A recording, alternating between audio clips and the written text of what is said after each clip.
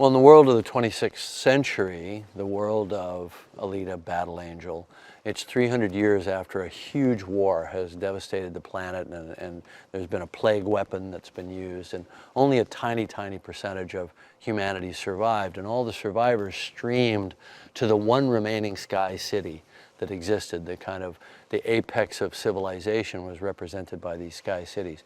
So people streamed from all over the world. Somehow they managed to get there, and they formed a giant refugee camp in the shadow of this sky city that floats, a mile or so above them in the sky. And they could never get there because they had severed the connection to the ground, from Zalem to the ground. As a result of the plague, they had isolated themselves. So even though everybody gathered there, there was no relief from it other than they had each other. So they created a city basically out of nothing, and now we're 300 years later, and it's a thriving place. It's got a lot of energy, but it's a very dangerous place.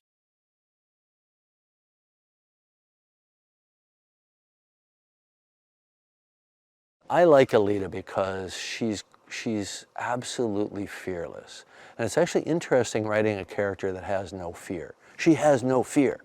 If her motto, her kind of life motto is, I will not stand by in the presence of evil. She can't not do something when she's confronted with an injustice. She will do something. It's just who she is. And she's absolutely unafraid. It doesn't matter how big the opponent is or how powerful or how menacing. She just goes right at it. Now, that's a hard character to write because you have to find the vulnerability. Well, her vulnerability is all about the people that she loves. She will never fear for herself, but she will fear for them. And then, and only then, is she afraid, or is she stressed by something that might happen. So it's all about the bonds that she forms after she awakens in her new body, and how she fights for the people that she loves, and then the betrayals and the things that she learns about kind of the darker side of human nature.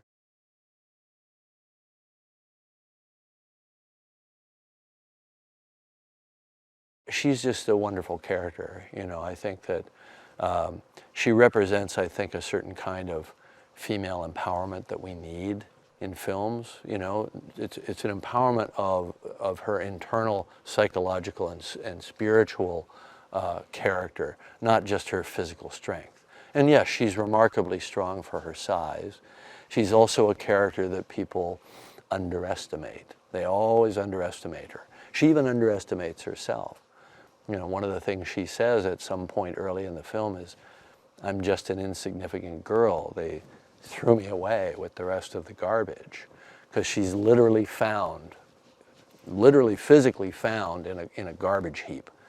But it's very easy to underestimate a little pipsqueak, 4'7" or whatever she is, young teenage girl, until she goes into action, until she transforms into, she doesn't physically transform, but she mentally transforms into some version of herself that clearly she was in the past.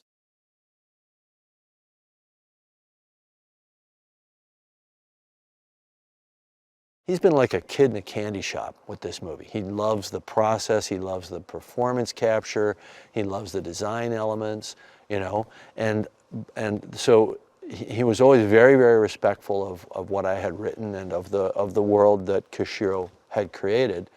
But he's also not afraid to make it his own, and I wanted to give him as much space as he needed creatively, and I was emphatic about that from the beginning.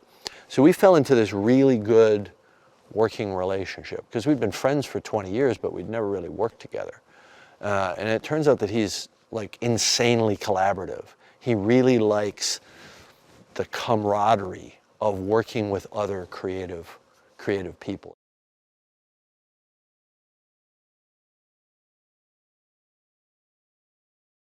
WETA does the best facial animation, CG animation, the most human, the most alive, the most emotional, and the most real of anybody out there. Some of the other, you know, houses are starting to catch up now, but WETA's been the leader in this for a long time. It's why we went with them on Avatar. They broke ground with the Gollum character in The Lord of the Rings, with King Kong, and then with all of the Avatar characters. They really just for years have held the lead in this area. And so I knew that Alita had to be done with them in order to create the reality in her face, because like any movie where your main character is actually done through CG, and of course it's performance capture, so there's an actor, and you know, Rosa Salazar is fantastic. I mean, she is our greatest asset, I think, on this movie. But it's all about this. If you can make the audience believe that that character is real in a tight close-up, and frankly, WETA are the only people that I trusted to be able to do that.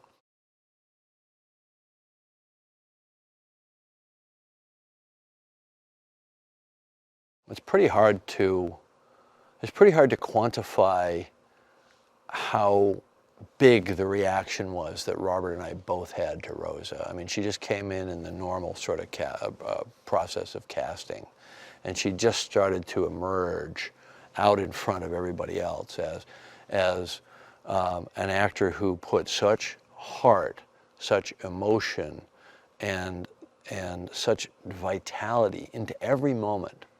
You know, when you see 10 actors all read the same scene, and you look at them back to back, and then you see one who makes not just every line count, but every moment between the lines count, and is shifting and has these complex reactions, and is surprised and is earnest and heartfelt. I mean, I've never seen anything like it out of a young actor her age. And I think she's just phenomenal. I think she really is phenomenal. And Robert and I both believed in her right from the start, but it's one of those things where you kind of don't quite believe what you've got, and you've got to see other people. So we continued to see other actresses, and nobody came close. And so then we started reading some of our potential Hugos with Rosa, and she was so giving, just off camera. She drew out the best out of these young actors, and that allowed us to find a great Hugo, you know. I think that was the smartest thing that we did, was to really spend time on that process, because the love story is all about the chemistry. It's about, do you care about these people? And it's going to be amazing seeing Rosa's spirit, her light, come through the Alita character.